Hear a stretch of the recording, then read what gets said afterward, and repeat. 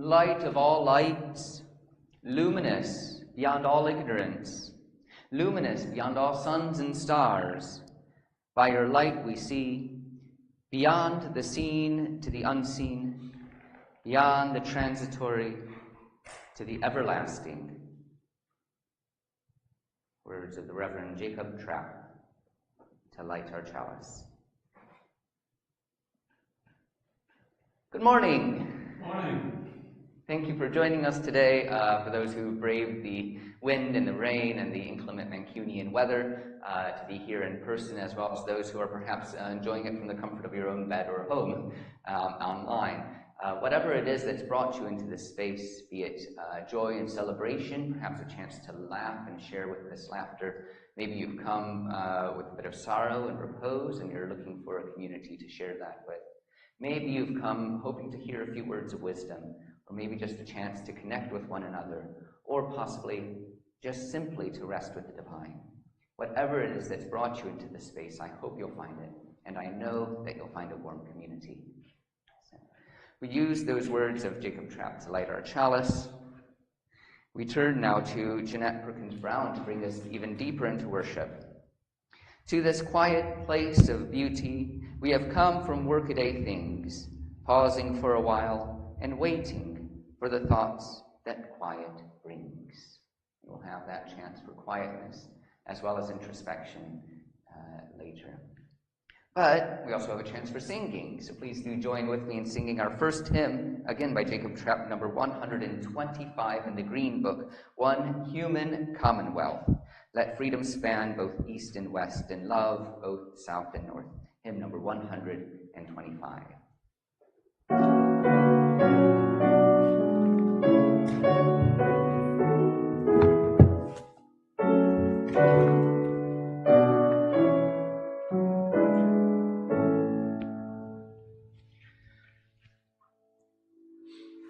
Let freedom span both east and west, and love both south and north, in universal fellowship throughout the whole wide earth.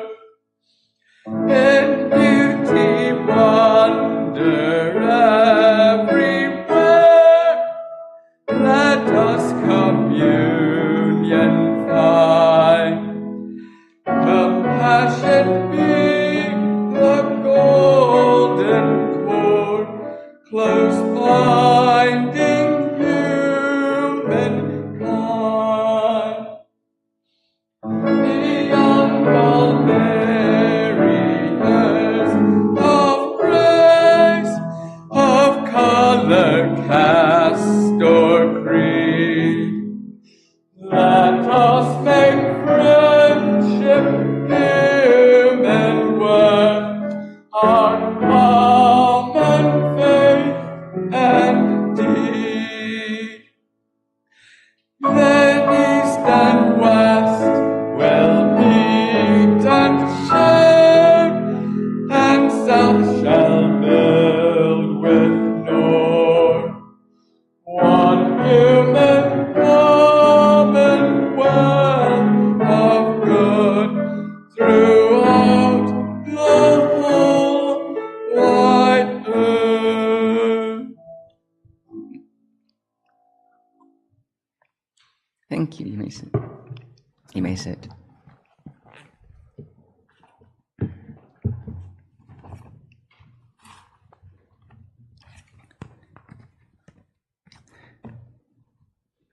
We come now to a time of prayer with these words of the American poet Joy Harjo. This is followed by our covenant, which is printed in your order of worship and will appear online.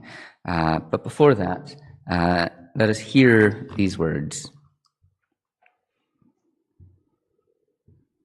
To pray, you open your whole self to sky, to earth, to sun, to moon, to one whole voice that is you, and know there is more that you can't see, you can't hear, you can't know, except in moments steadily growing, and in languages that aren't always sound, but other circles of motion. Like Eagle, that Sunday morning over Salt River, circled in blue sky and wind, swept our hearts clean with sacred wings. We see you, see ourselves, and know that we must take the utmost care and kindness in all things.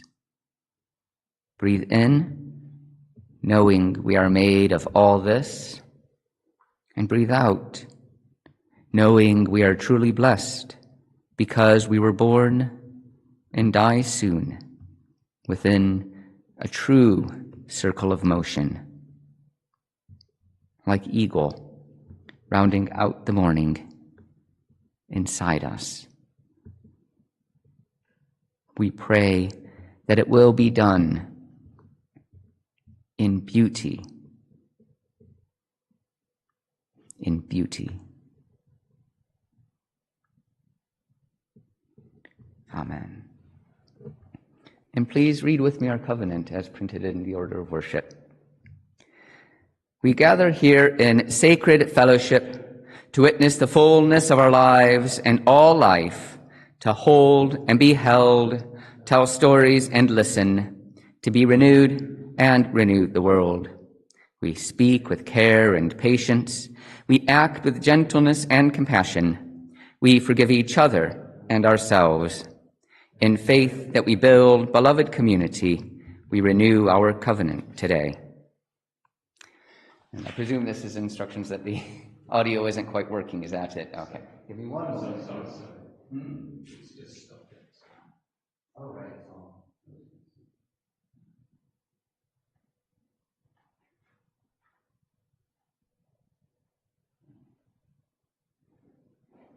Fingers crossed.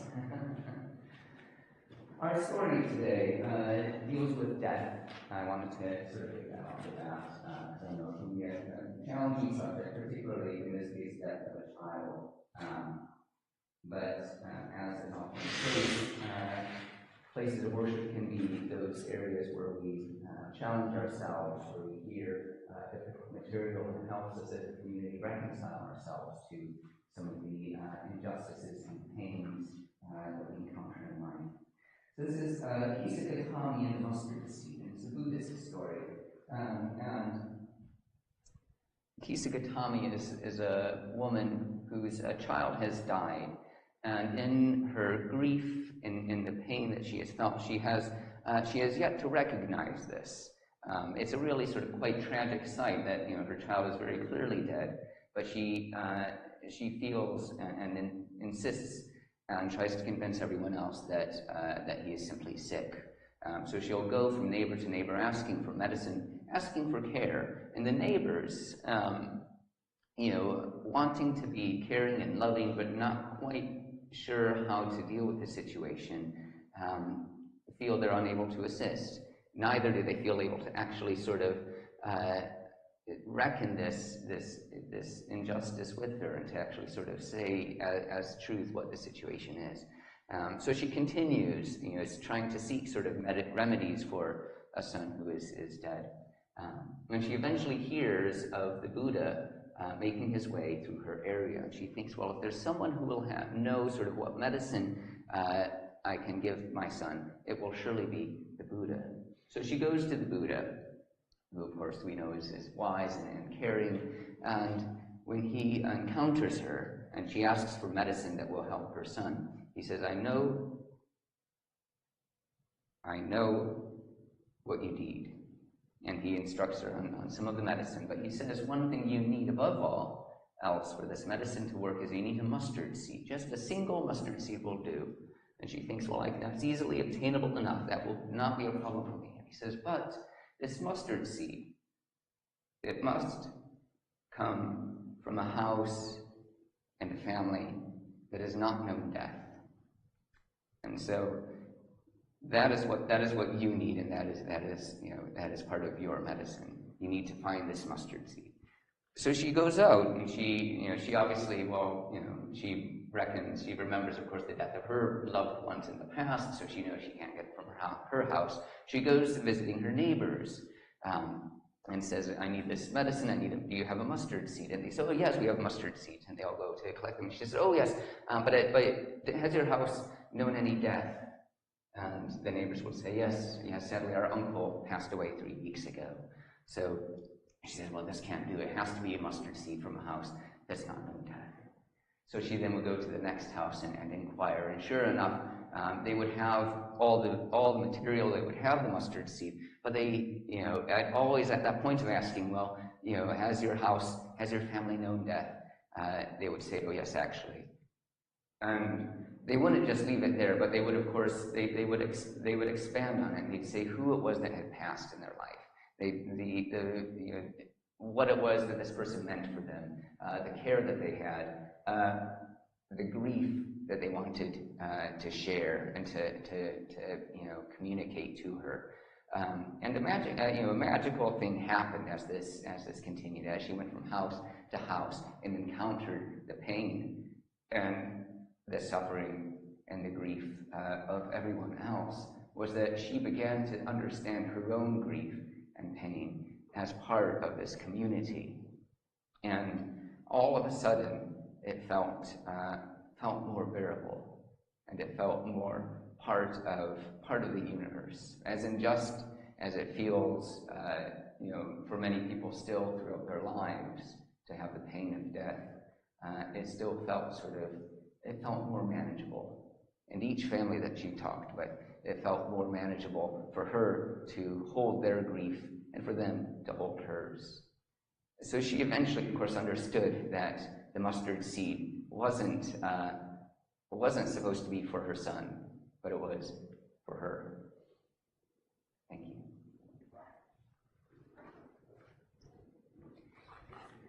And you have a chance to share your mustard seeds, your joys and sorrows, your trials and triumphs, any sufferings or sorrows you may have, as well as joys and celebrations.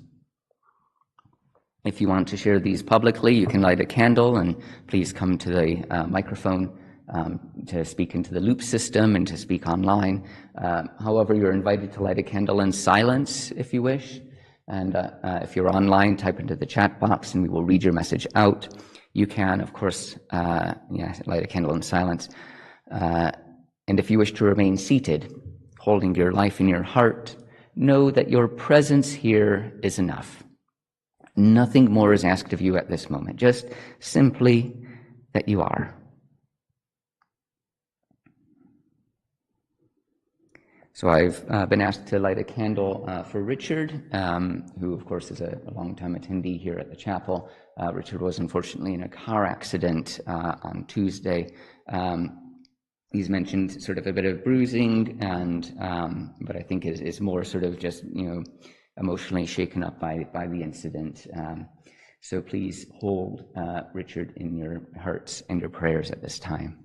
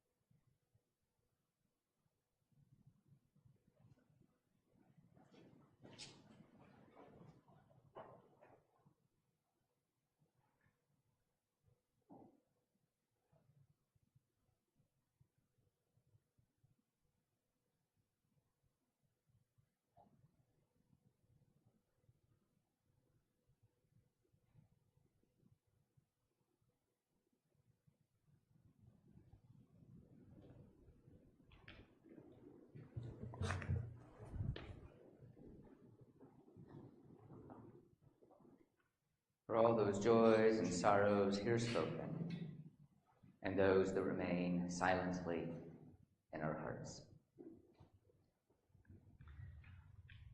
And let's join together in singing our second hymn, again in the Green Book, number 9, Stopford Augustus Brooks. So simple is the human heart, a little sun, a little rain, appropriate for today. Hymn number 9.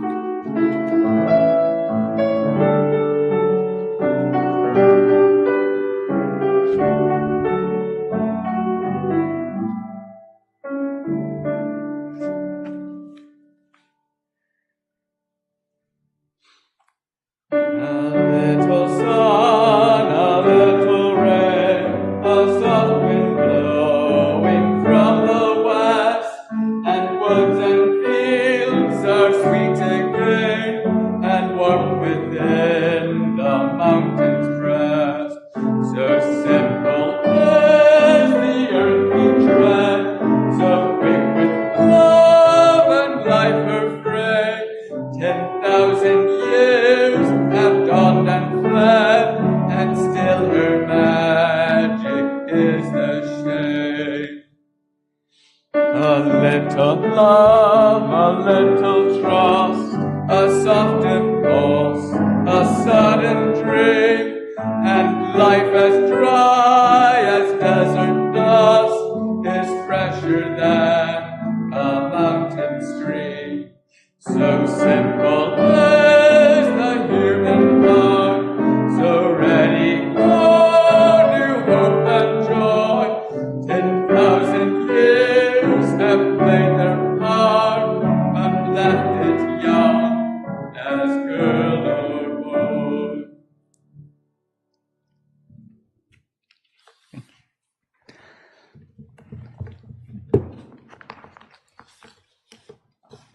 I sometimes, unfortunately, have a habit of choosing hymns that are quite high, so my apologies that our first two hit, I think, up the E's and E flats, which normally isn't, I'm normally a bit better about working us up to that for the third or fourth hymn.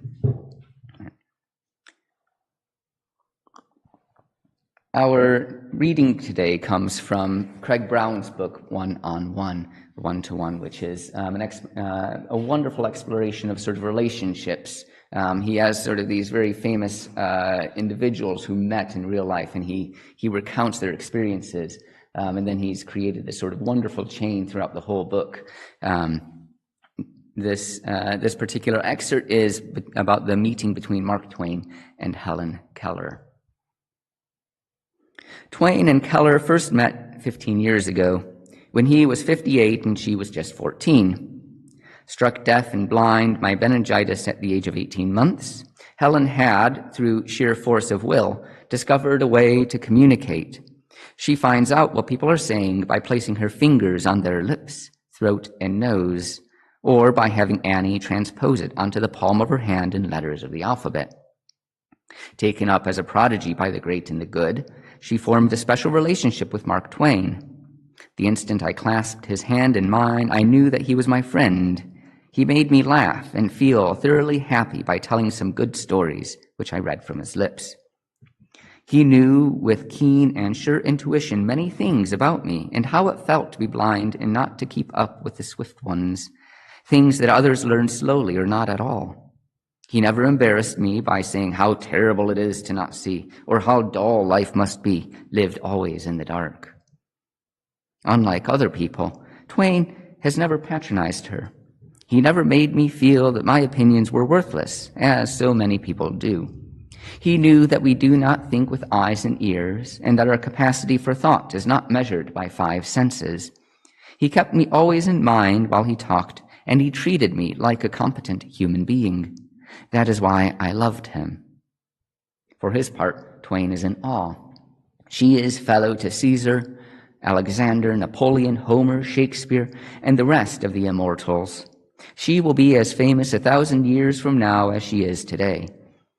Shortly after their first meeting, Twain formed a circle to fund her education at Radcliffe College, which led to her publishing an autobiography at the age of 22, which in turn led her to become almost as celebrated as Twain himself. But the intervening years have struck Twain some heavy blows. One of his daughters had died of meningitis, another of an epileptic fit in a bathtub, and his wife Livy has died of heart disease. Throughout Helen's stay, he acts his familiar bluff, entertaining old self, but she senses the deep sadness within. There was about him the air of one who had suffered greatly. Whenever I touched his face, his expression was sad, even when he was telling a funny story. He smiled, not with the mouth, but with his mind, a gesture of the soul rather than that of the face. From Craig Brown's Reflections about Mark Twain meeting Helen Keller.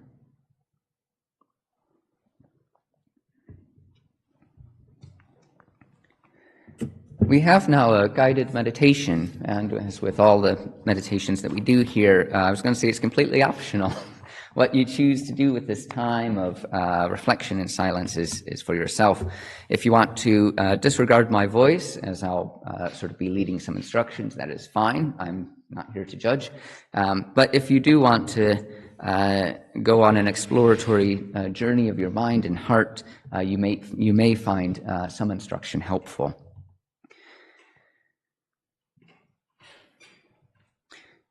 So what I find helps with meditations is to make sure you're sort of well seated, maybe feet on the floor, you're sort of upright posture. The goal is always comfort and not straining and sort of being too rigid, and not straining and actually being too lax, which can be quite stressful as well. You may also find that it's helpful to close your eyes, or at the very least focus them downward. And then allow yourself to pay attention to your breathing, the weight of the air as it comes in, the expansion on your sides. So you breathe in and breathe out, feeling the air as it leaves you. Focus on the numerous qualities of the breath. The cool air as it flows in, the warm air flowing out. Try not to be too labored in your breathing, filling your lungs as much as you can without effort, without strain or tension. And then empty them completely, again without pain or tightening. In and out. In and out. Slowly, rhythmically.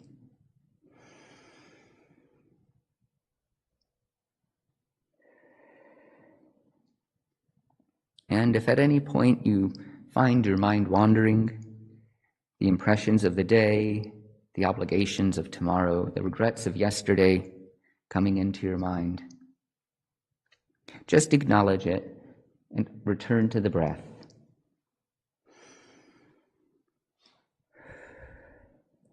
It is the constant throughout your life that can always serve to center and ground you.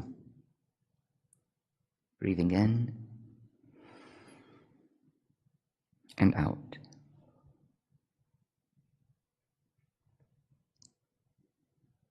And so you find yourself in a field of wheat. And as you look around, you can see the rolling hills of grass and grain carrying on into the horizon. There's no path, so you choose to forge ahead.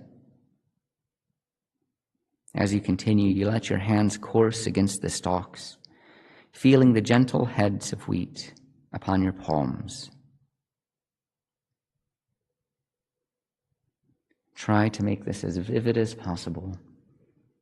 If there is a cool breeze, feel it upon your face. If there is a bright sunshine, feel its warmth upon your neck and back. The smell of life and earth is present, but not overpowering. And as you continue, the environment gradually changes from field to rock. A pathway eventually becomes clearly cut. Angled projections of stone are present, but do not interfere with your journey. The pathway twists to avoid obstacles. The air becomes musky, the light dull. The sun perhaps recedes behind a cloud, and there is an ensuing coldness. But it's not threatening, doesn't feel dangerous. It is simply an absence. The rocky sides draw in slightly, allowing you to place your hands upon them. And you indeed can feel that coldness upon the stone, But you find that as you push back against the stone, as you persist, it becomes warm and responsive to your touch.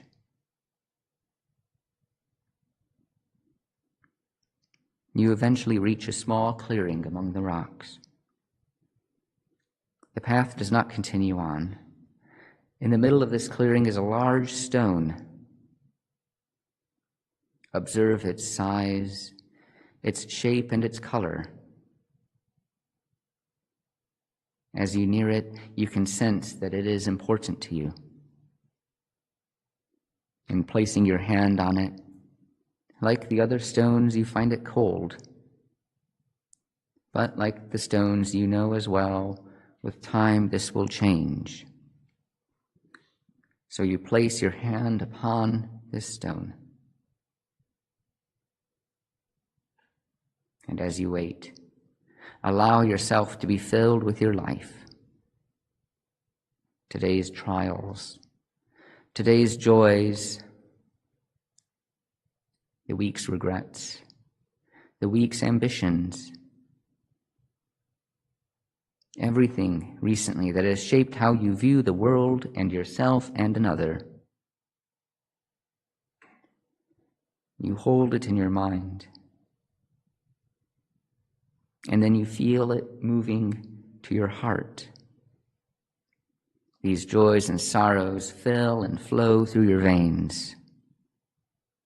From all parts of your body do they flow, collecting in your heart.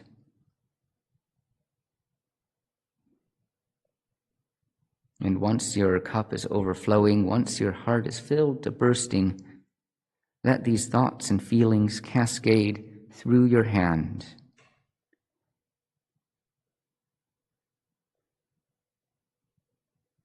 Through the arteries and the veins and the capillaries and the fingers into the stone.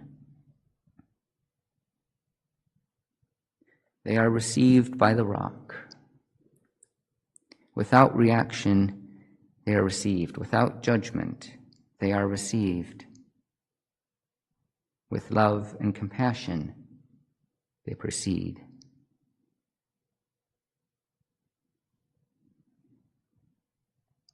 And so you feel the stone warm up.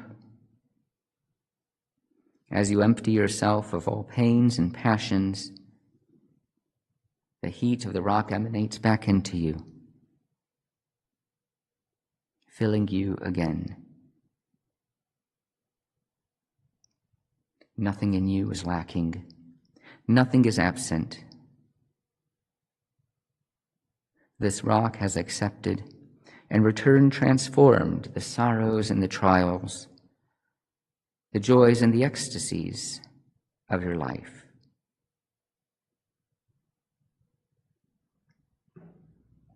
You feel yourself transformed.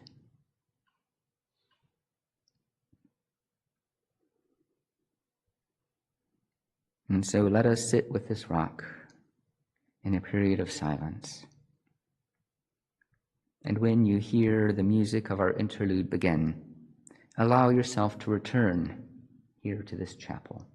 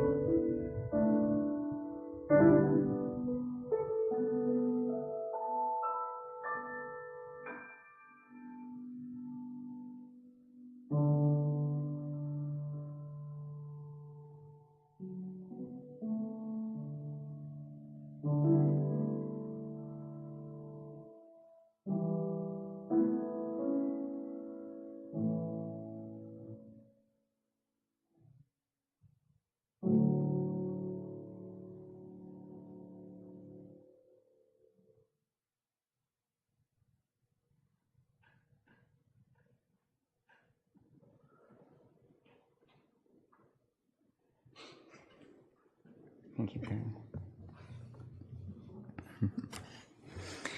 I meant to say earlier that it's great to have you back in person this week. As much as we love the recordings, it's always profoundly different to have you in person, to have live music. So thank you. Our next hymn, there's a typo in your order of worship, is 119, so the board is correct in the purple book this time. Andrew Pratt's O Source of Many Cultures of Lives, Beliefs, and Faith, hymn number 119.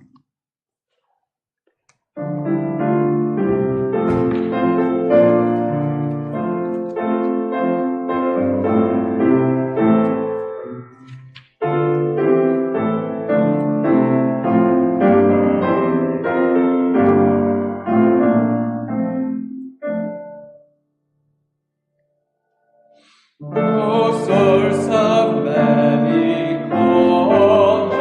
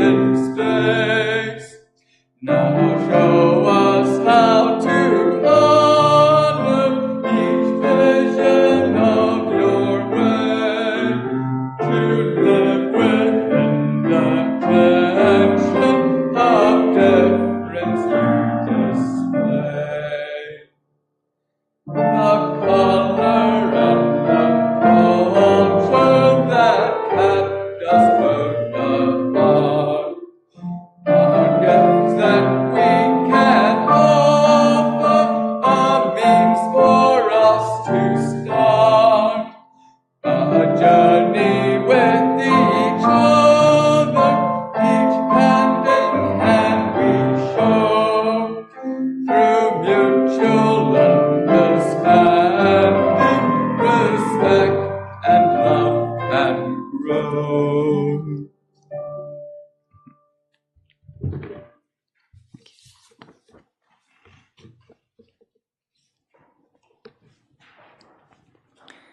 What did you notice on your way in today? I can sometimes be so focused, single-mindedly focused on getting here that I pay little attention to what is happening around me as I walk those few minutes from the tram to the door.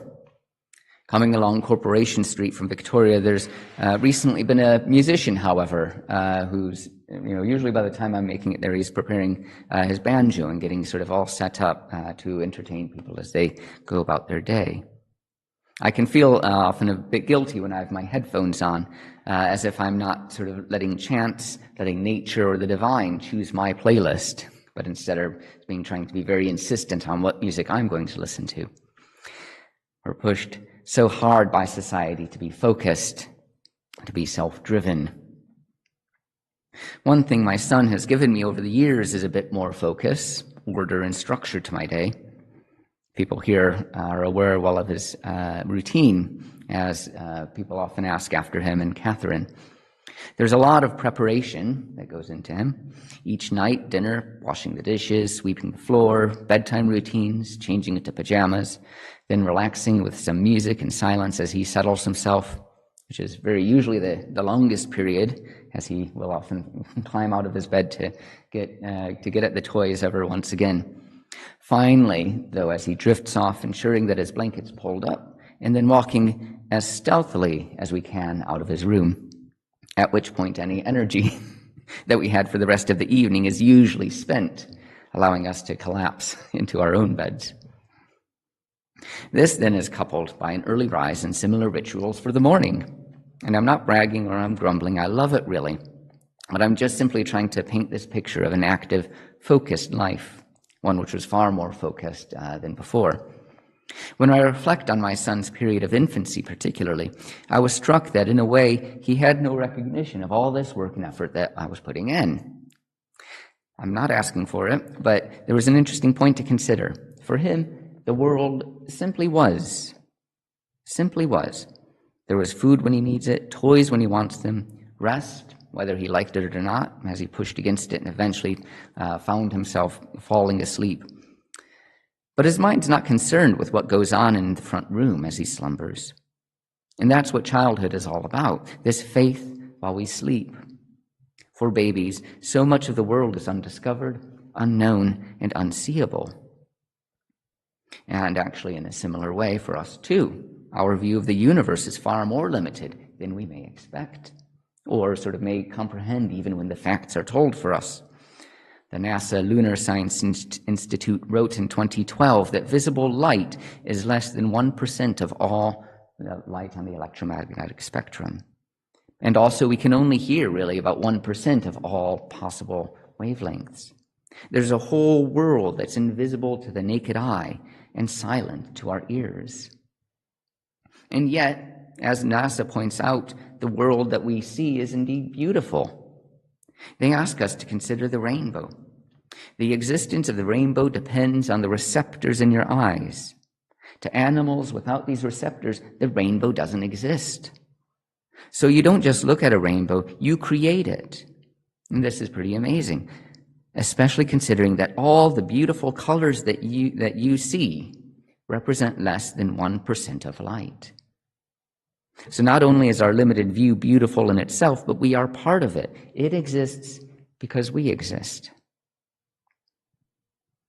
Sometimes the opposite is true. We exist because of something else that existed. My son is here because of Catherine and me. I am here thanks to my parents and so forth. And we could continue back a long, long way. And I won't bore you with all the generations and lineage, but we are all here thanks to others. And ultimately, if we travel back far enough, past the animals and plants and the rock, we are all here thanks to the stars in the past whose cosmic dust make up our bodies.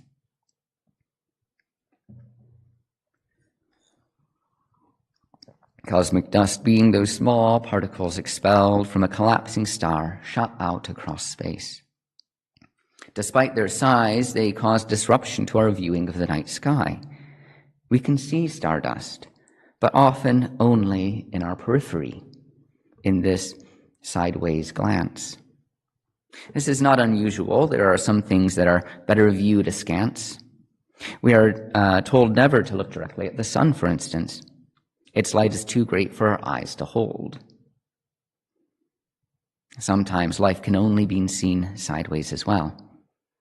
People sit around doing this or that, and they talk, and this talk is wonderful.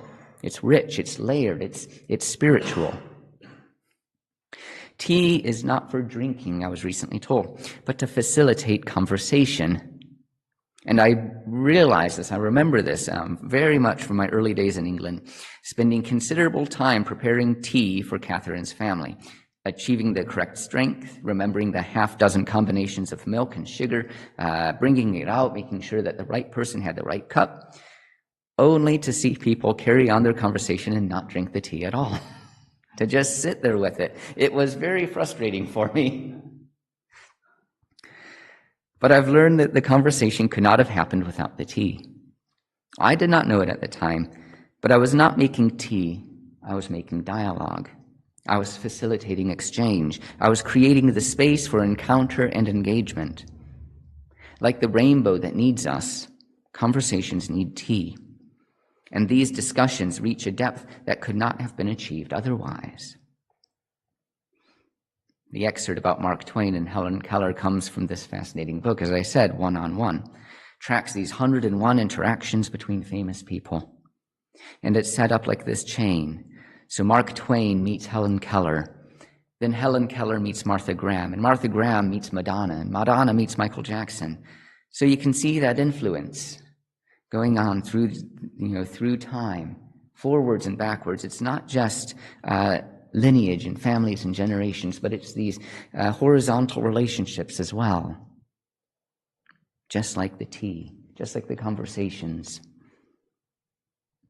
The humblest exercises can produce the greatest spiritual yield. Rosemary Joseph's poem, Baking Day, explores some of this connection through family ritual. Better still were the holidays. Then I could stay and watch the baking of bread. My mother would build upon the fire and pull out the damper until the flames were flaring under the oven. Sometimes, when my cultivated brain chafes at kitchen tasks, I remember her, patiently kneading dough and rolling pastry. No bread will ever be so full of the sun as the pieces we were given to eat after prayers. She doesn't say it explicitly, but she's referring to challah, bread broken and eaten on the Jewish Shabbat. When I've participated in this ceremony, it has taken place during the meal. And what community doesn't speak deeply when speaking over food? It's not just the eating. Creating the bread amplifies its spiritual character. Rosemary's mother lost 2 fingers in an accident, but the act of kneading the bread made her whole. Again alluded to, but never directly spoken of. Rosemary writes on the periphery. So much of what we witness feels like a tangent in our lives. Yet it reveals so much that is important. The day-to-day machinations, the humdrum, the mundane, the humble, all create the world in which we live. Slowly, our actions build up a humus of soil from which we grow. Often in life, it is actually the periphery, the edge of our seeing, that provides the greatest insight. We hear in the Buddhist story, one that is of such profound loss, the necessity of companionship. As he sometimes does, the Buddha uses a tangential, sideways means of achieving his lesson. The woman, so distraught with her grief, has lost sense of her community. In Buddha's instructions, nominally for a medicine that he knows does not exist and knows will not revive her son, involves meeting and interacting and learning about her neighbors and their stories of grief. In this way, her story is joined to theirs, and again the sideways instruction helps her begin the process of grieving her son. Thinking of my own son's infancy and childhood, I look back at all these routines, the old routines of sterilizing bottles, and the new routines of always making American pancakes on Saturday morning. And I see in it not only the practical concerns, but something greater, an act of love, done simply and without much thought, not seen in the deep connection of our direct contact, but from the sideline of good works. Though it may feel mundane, I think it's probably the most profound. Amen. A few notices before we sing our final hymn. We have communion after this service. It's only a short sort of five-minute ceremony. The way we do it here, firstly, in the Unitarian community, no one is barred and no one is required to take communion. So if you wish to receive it, if it has some significance for you, please do participate. Here at Cross Street, we have people who sometimes just wish to observe rather than actually participate, which is fine. I'll explain more of the details on how we do that. So that's, like I say, just sort of immediately after the service, during Aaron's postlude, we'll sort of set things up. And then we have our Friday lunchtime recital at the end of the month on the 25th, featuring Aaron and Daria Fussell on cello, Aaron on piano, Daria Fussell on cello. They both played for, Aaron plays for us every week, so we know how spectacular he is. Daria has played for us a number of times, so we know how wonderful she is. And our recitals are always spectacular. So please do join us. It's a free recital, but we are grateful for donations which go to the artists to recognize their time, talent, and energy. Next month, we don't have a recital in August because we have Pride normally near the end of the month. If you are joining us on the March, we have a sign-up sheet for that. The chapel will be open on the Saturday at 10, and then we'll head down to Castlefield at about 11 for a nominal set-off about 12. And then afterwards, there's a bring and share meal. Then on the Sunday, Pride Sunday, we have our very own Quinn Daly is going to be talking about trans rights and its necessity amongst liberal religions. So please do join us for that. I don't have the date in front of me. I think it's the 23rd, 24th. Please do join us for that at the end of August. Are there any announcements or notices from the congregation? Let us then sing our final hymn in the Purple Book, Joyce Poley's One More Step. We will take one more step till there's peace for us and everyone. We'll take one more step. Hymn number 124.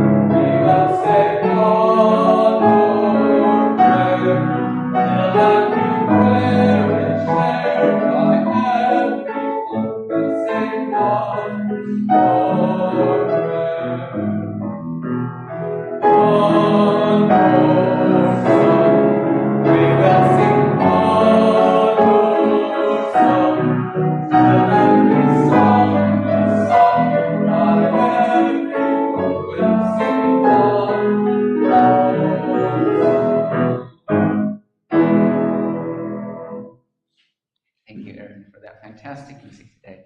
Thank you, Carl, for the high tea. William, are you willing to do the tea and coffee afterwards? Please do join us after the communion for tea and coffee. Thank you, William. And thank you to everyone for creating and sharing worship today.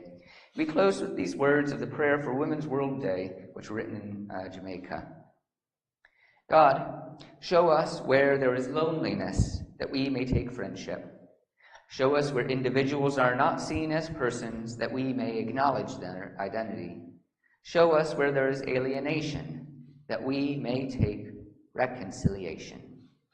Amen.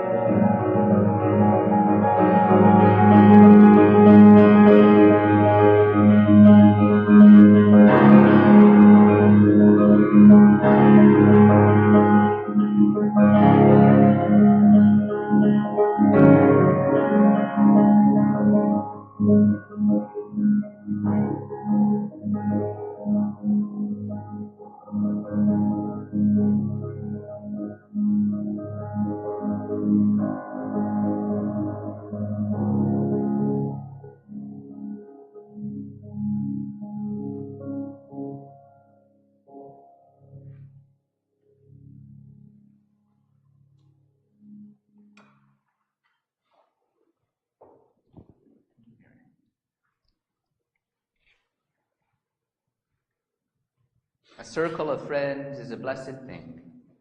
Sweet is the breaking of bread with friends. For the honor of their presence at our table, we are deeply grateful. Welcome to our communion. This is an opportunity to recognize and reaffirm our heritage, to recommit to values and perspectives that are important to us in the present day as well, that each day going forward may be lived with compassion and the fullness of being. Our communion is open to all, but not required of any. Your choice to attend or participate should be rooted in your own convictions. To facilitate this welcome, we use grape juice rather than alcoholic wine, and gluten-free, dairy-free bread as well, which I will add is actually delicious.